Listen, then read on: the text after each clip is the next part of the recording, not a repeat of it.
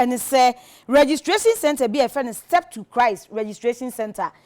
Dia motorbikes miensa osusu se eye NDC achitafo bi dia no nipa bi atwajatum ahye ne dwebe na wokohwe se de nipa pepia nkoma edwane onam omumrika a obi epe ba bi di niti akohye ebra na etuo etoto na esewani sa bra meka se de registration center no yatum warning shots miensa it will be say then e kwose mu say smoke pa every menim ho no we fear na enim ho no side ho no it me hu say nkofo bebre dwane ba me fear ho side it be pia na nko bisa say then e kwose so I walked to the center myself me call ya no information is how akomsen asa aba meme center aya meme branch ho no waba ho instructing the boys they say shoot to LDC boys no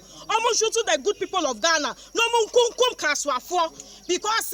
ejuma na was say oye as MP no ontumi nya it nya I was so here say obekuye because we say aboajo opre wa say akoko opre obewu na opre no bi ehu iti enu say yeah mama me my warning shots shop bi ewo he yaw muku bi hu bullet ebi femu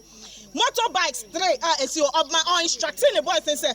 peja into motorbikes no obia ogina ho ultra process nyama na aircon no papa bi adisabio na nsaya na yadeda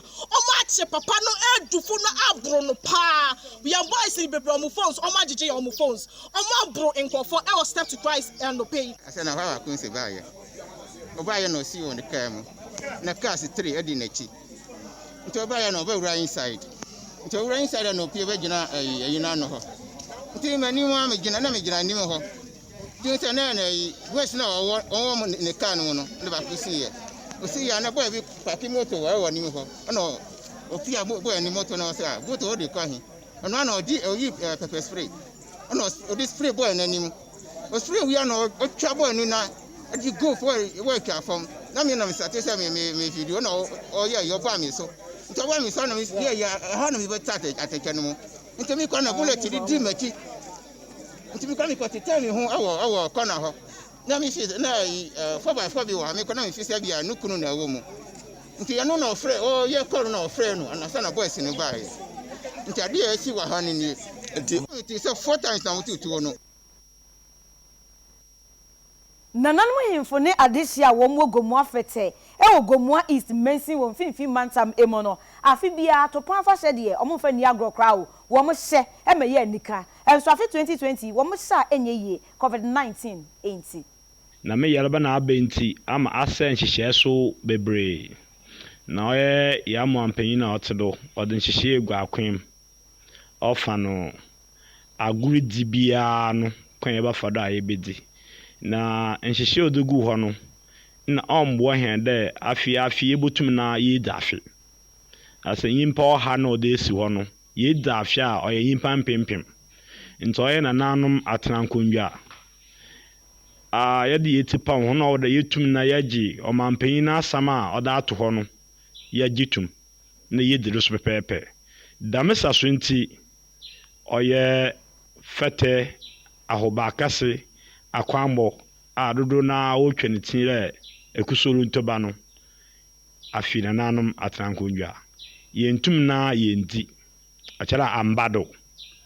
siere ye mahokun ana de omampanyin ninum asama odeto ho ode boyala akra ye ho ban no no chi ya mfana sihye no endie na yeso na nanom no yeso omampanyin ne hyehyɛ yededo asan yaraba no oyada oyehu man crop me tete na walk wo ye in fact on so enyi ye besre se ko ife bibi na dibu bi pe anade obi ye bibi pe sebi ye Ghana fo ye nuanom ye busua nti meji de mesre de hu a wodi damodwuman wonjai na obi a nhwe de ma ban wa kana de ye didu a meji de ode asumdwe beba aba sensen ye community na yin ya adwuno ho yitu na ye de shada nti ye ta shada ye de na arotwe ana no 40 days ye mama na wate but ye ta shada so na ya mama amanfo no wanta na ya me bi aka